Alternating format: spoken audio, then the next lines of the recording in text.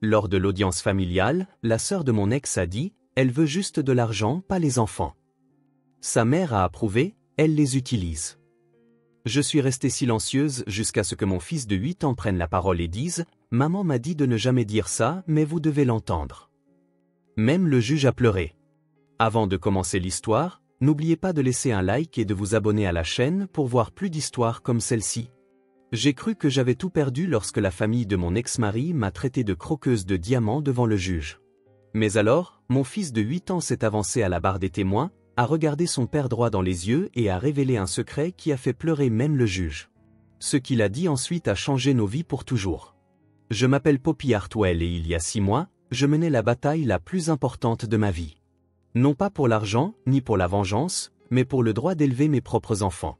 Vous voyez, quand on est une mère célibataire face à une famille riche devant le tribunal des affaires familiales, la vérité devient votre seule arme. Et parfois, cette vérité vient de l'endroit le plus inattendu. Il s'agit de mon fils Jasper, âgé de 8 ans et plus courageux que n'importe quel adulte que je connaisse, et de ma fille Mijan, âgée de 5 ans et qui croit encore que le monde est fondamentalement bon. Il s'agit de mon ex-mari Sébastien, qui pensait que l'argent pouvait réécrire l'histoire. De sa sœur Cordelia, qui ne m'a jamais aimé dès le premier jour de notre mariage, et de sa mère Béatatrice, qui s'était donnée pour mission de prouver que j'étais une mère inapte. Pendant des mois, ils m'ont dépeinte comme une femme qui se souciait plus du compte en banque de Sébastien que de ses propres enfants. Ils avaient des avocats prestigieux, des témoins de moralité et ce qui semblait être un budget illimité pour détruire ma réputation. Moi, j'avais la vérité, un avocat surchargé de travail et 2 enfants qui m'aimaient inconditionnellement. Mais voilà ce sur quoi la famille de Sébastien n'avait pas compté.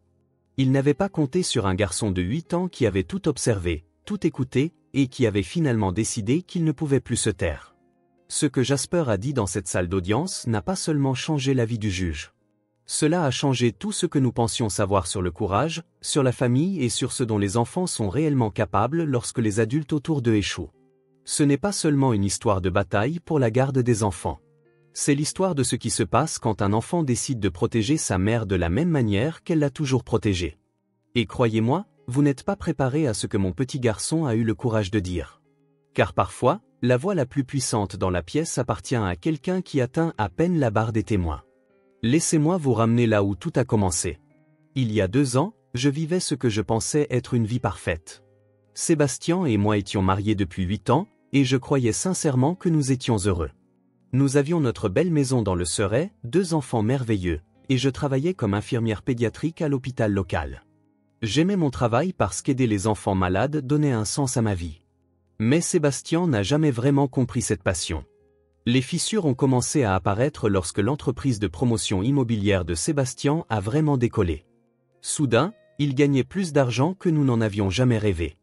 Et avec ce succès est venue une version différente de l'homme que j'avais épousé.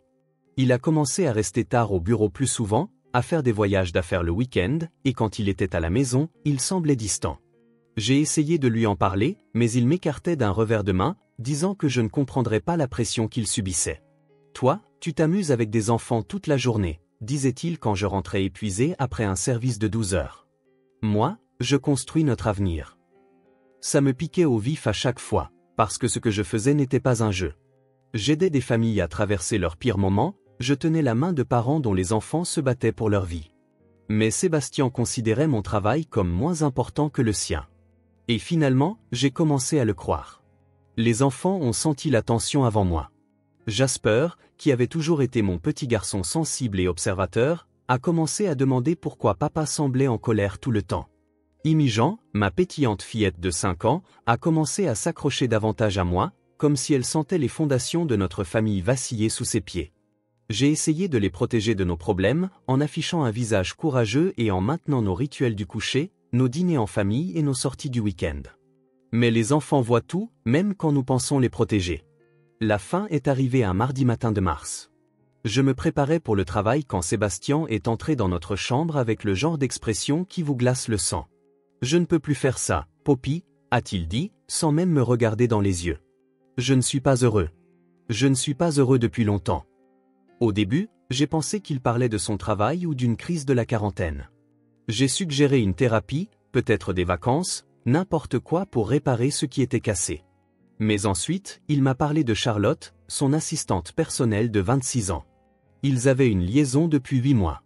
8 mois pendant lesquels il rentrait à la maison, m'embrassait pour me souhaiter bonne nuit, aidait Jasper à faire ses devoirs, lisait des histoires à Imi-Jean avant de dormir, tout en vivant un mensonge complet.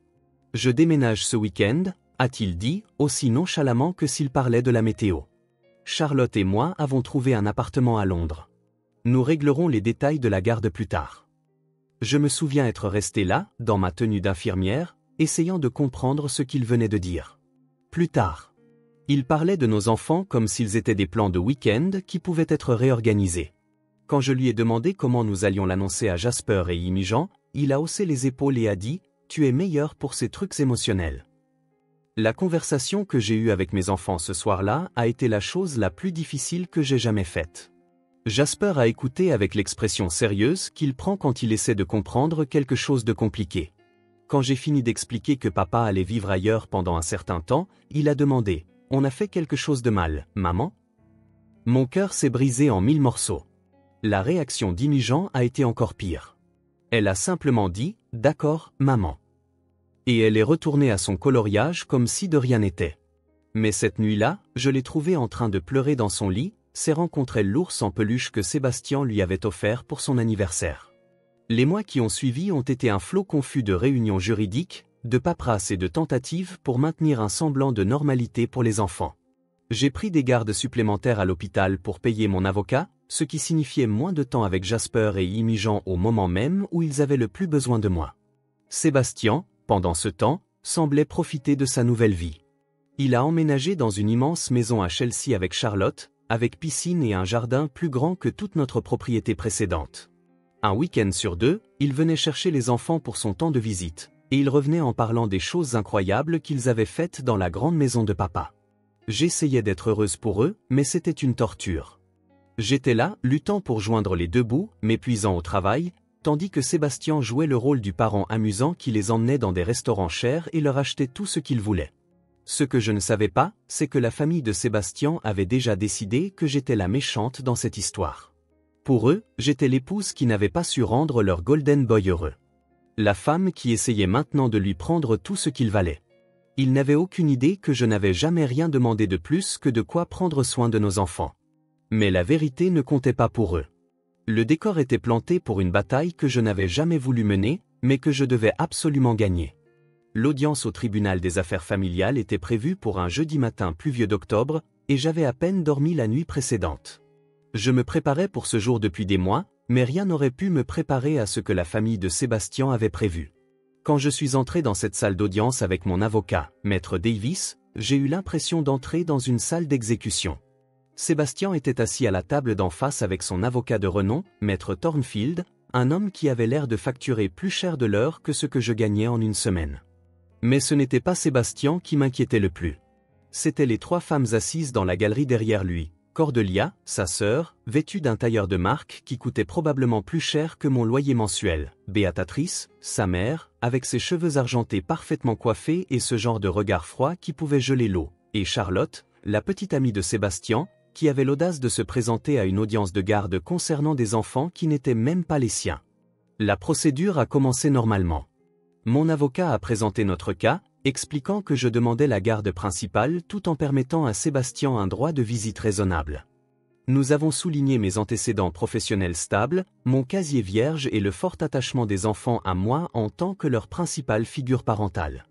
Tout semblait se dérouler comme prévu jusqu'à ce que Maître Thornfield se lève pour la partie de Sébastien. « Votre honneur » commença-t-il avec cet accent chic qui rendait tout plus important qu'il ne l'était. Nous allons démontrer aujourd'hui que la motivation principale de Madame Hartwell dans ce litige de garde est le gain financier, et non le bien-être de ses enfants. La famille de mon client témoignera d'un schéma de comportement manipulateur qui s'est intensifié depuis la séparation. Mon estomac s'est noué. Je savais qu'ils allaient attaquer ma personne, mais l'entendre dire si formellement au tribunal rendait la chose réelle et terrifiante. Puis Cordelia a été appelée à la barre des témoins, et mes pires craintes ont commencé à se réaliser. « Je connais Poppy depuis 9 ans, a dit Cordelia, sa voix dégoulinant d'une fausse sollicitude. Dès le début, il était clair qu'elle était plus attirée par le potentiel de mon frère que par mon frère lui-même. Elle le poussait à travailler plus d'heures, à entreprendre de plus grands projets, parlant toujours du style de vie qu'elle voulait pour les enfants. J'avais envie de crier. Cordelia ne m'avait jamais aimé. Pas depuis le premier jour où Sébastien m'avait ramené à la maison pour rencontrer la famille. Elle avait fait des commentaires désobligeants sur mes origines, mon travail, même mes vêtements. Et maintenant, elle était assise là, mentant sous serment, me faisant passer pour une sorte de monstre croqueuse de diamants. Après la séparation, continua Cordelia, le comportement de Poppy est devenu de plus en plus préoccupant. Elle déposait les enfants chez nous, l'air négligé et clairement en détresse. Quand j'ai demandé à Jasper si tout allait bien à la maison, il m'a dit que sa mère pleurait beaucoup et le faisait se sentir mal d'aimer son père. C'était une pure invention.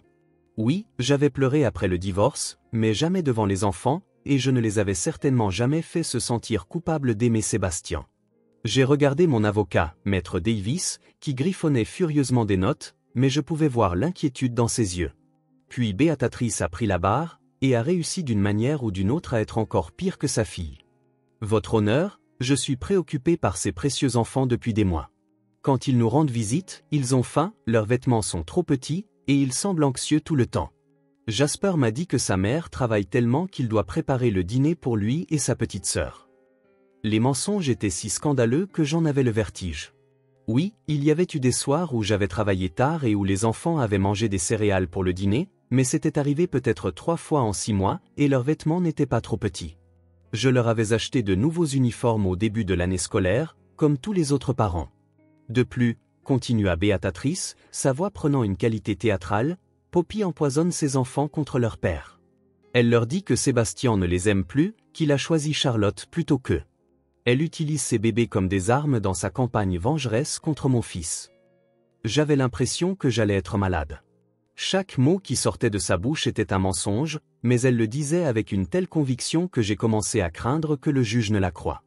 J'ai jeté un coup d'œil à Sébastien, m'attendant à voir un signe de malaise face à la performance de sa famille, mais il est resté assis là, hochant la tête comme si tout ce qu'il disait était parole d'évangile. Le pire est arrivé lorsque Maître Thornfield a présenté leurs preuves. Des photos des enfants mangeant des céréales pour le dîner, prises lors d'une des visites de Sébastien alors que j'avais fait un double service à l'hôpital. Des captures d'écran des bulletins scolaires de Jasper montrant que ses notes avaient légèrement baissé depuis le divorce.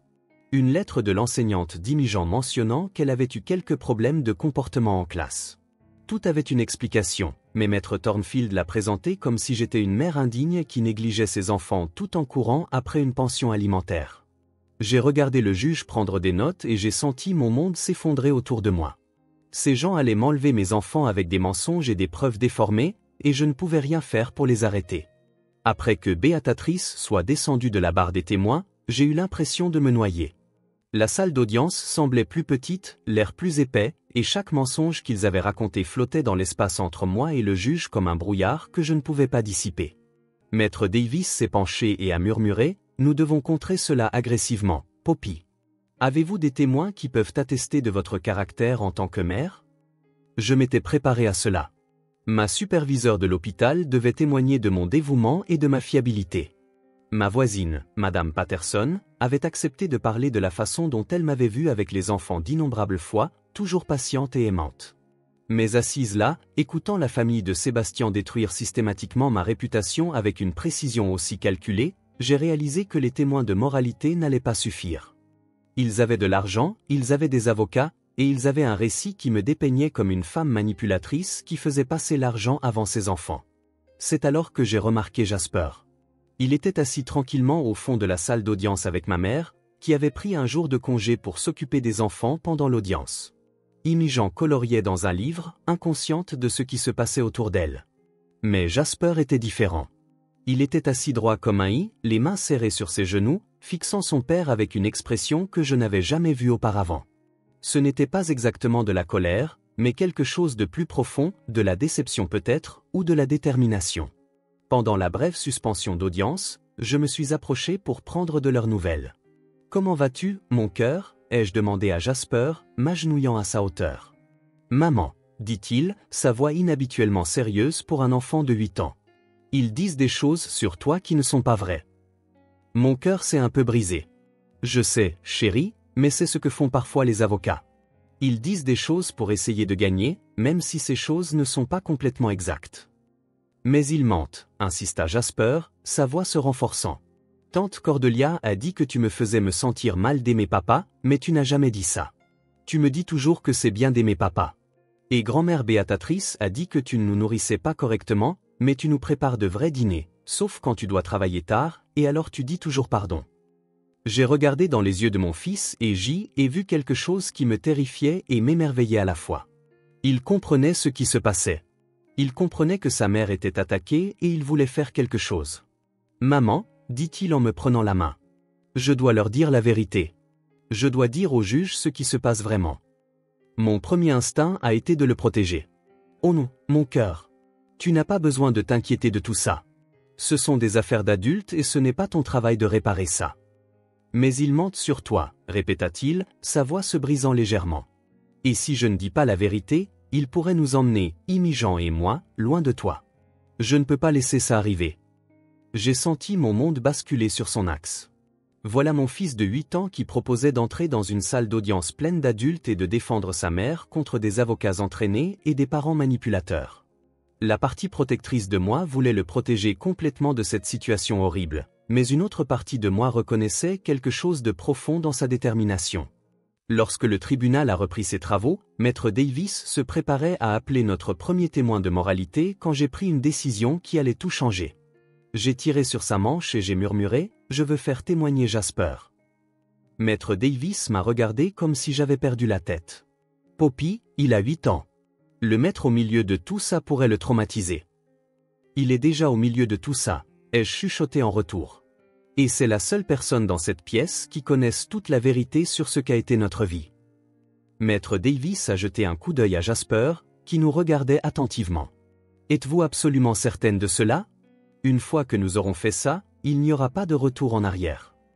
J'ai regardé mon fils, ce courageux petit garçon qui avait vu sa famille s'effondrer pendant des mois et qui avait somehow trouvé le courage de vouloir se battre pour ce qui était juste.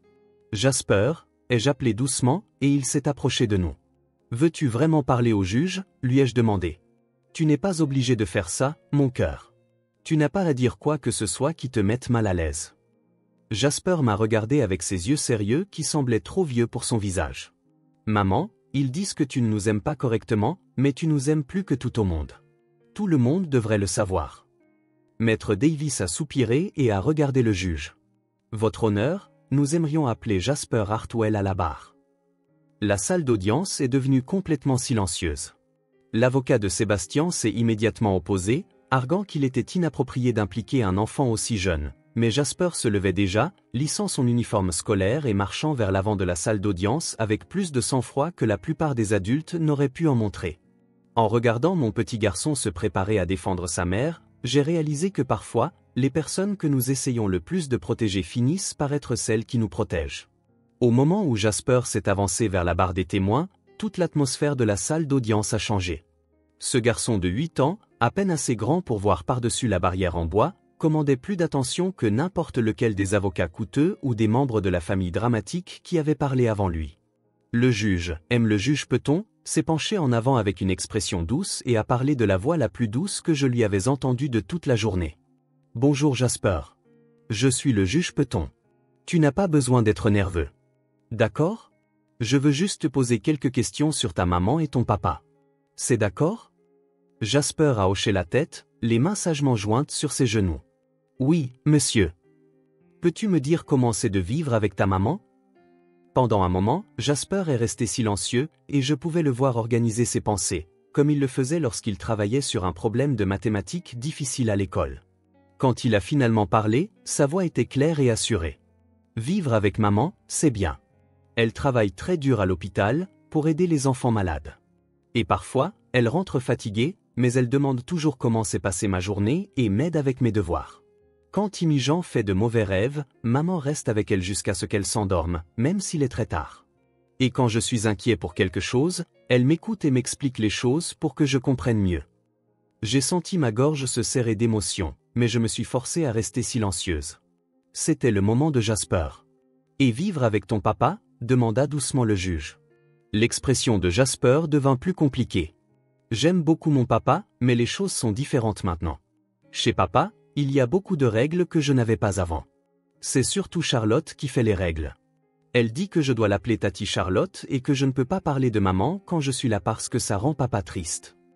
Le juge haussa légèrement un sourcil. Tu n'as pas le droit de parler de ta maman quand tu es avec ton papa? Non, monsieur.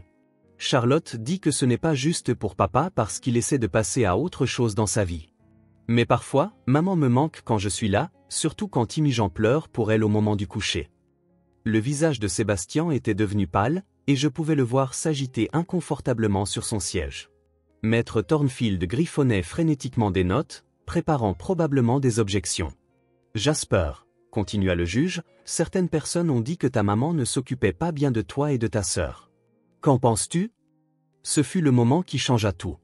Jasper se redressa, pour la première fois depuis qu'il était à la barre, sa voix portait une pointe d'indignation. Ce n'est pas vrai, monsieur. Maman s'occupe très bien de nous. Elle nous prépare le petit déjeuner tous les matins et prépare nos déjeuners pour l'école avec des petits mots qui nous font sourire. Quand nous sommes malades, elle reste à la maison, même si je sais qu'elle s'inquiète pour les enfants malades à l'hôpital.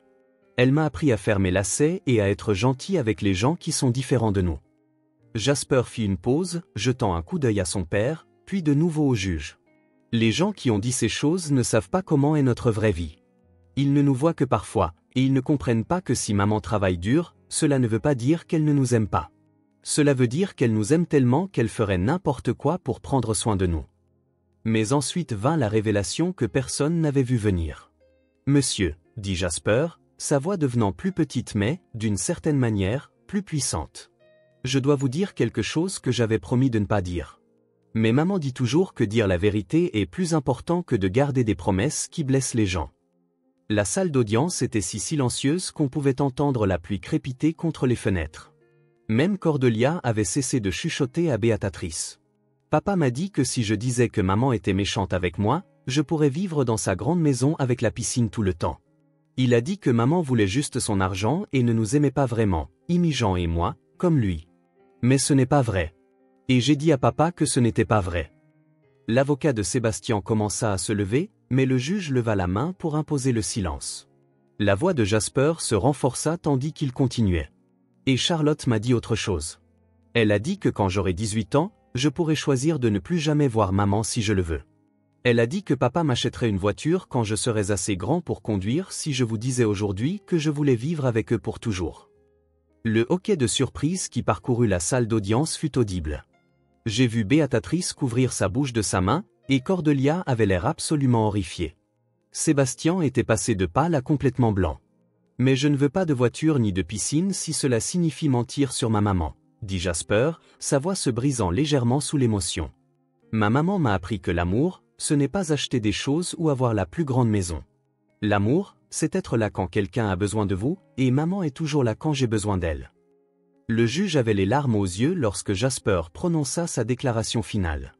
J'aime mon papa, mais je ne mentirai pas sur ma maman. C'est la meilleure maman du monde, et elle mérite que tout le monde sache la vérité. Le silence qui suivit le témoignage de Jasper fut assourdissant. Le juge Peton s'essuya les yeux avec un mouchoir et demanda une suspension d'audience immédiate. Alors que la salle se vidait, je me suis précipité vers Jasper et l'ai serré dans la plus grande étreinte de ma vie. Il enfouit son visage dans mon épaule et murmura « J'ai bien fait, maman ?» Je lui ai dit qu'il était la personne la plus courageuse que j'ai jamais connue. L'avocat de Sébastien tenta désespérément de sauver leur affaire lorsque le tribunal reprit.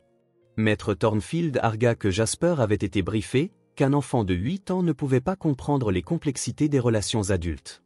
Mais le mal était fait.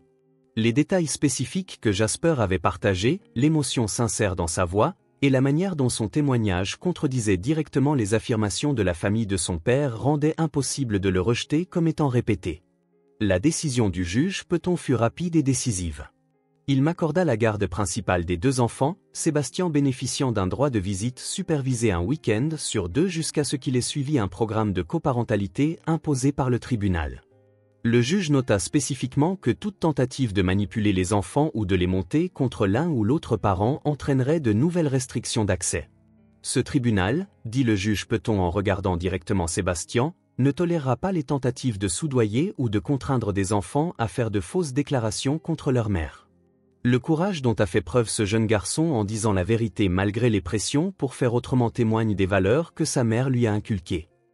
Les mois qui suivirent ne furent pas faciles, mais ils furent réparateurs. Sébastien suivit son programme de coparentalité, lentement, très lentement, il commença à reconstruire sa relation avec les enfants sur des bases honnêtes. Il ne s'excusa jamais directement auprès de moi, mais son comportement changea. Les pots de vin cessèrent, la manipulation prit fin. Pour la première fois depuis notre divorce, il commença à se comporter comme un père au lieu d'un concurrent. Charlotte, curieusement, disparut de la circulation en moins de 3 mois. Apparemment, faire face à la réalité d'être une belle-mère pour des enfants qui ne se laissaient pas acheter était moins attrayant qu'elle ne l'avait imaginé. La famille de Sébastien mit beaucoup plus de temps à changer d'avis. Cordelia et Béatatrice maintinrent leur distance, bien qu'elles aient cessé d'essayer activement de me saper. Je considérais cela comme un progrès. Le changement le plus important concerna mes enfants. Jasper, qui avait porté le poids des secrets de notre famille pendant si longtemps, semblait plus léger après avoir dit la vérité. Ses notes s'améliorèrent, il se mit à sourire davantage et rejoignit même l'équipe de débat de l'école. « J'aime défendre ce qui est juste », me dit-il quand je lui demandai pourquoi il voulait le faire. Imijan aussi commença à s'épanouir une fois la bataille pour la garde terminée et notre foyer redevenu paisible. Ses cauchemars cessèrent, son anxiété s'estompa et elle redevint la petite fille pétillante et confiante qu'elle avait toujours été. Les 2 enfants maintinrent une relation avec leur père, mais elle était désormais fondée sur l'honnêteté plutôt que sur la manipulation. Quant à moi, l'expérience a changé ma perspective sur tout. J'ai réalisé qu'essayer de protéger mes enfants de la vérité ne les avait en fait pas du tout protégés. Les enfants sont bien plus perspicaces que nous ne le pensons, et ils méritent l'honnêteté, présentée de manière adaptée à leur âge.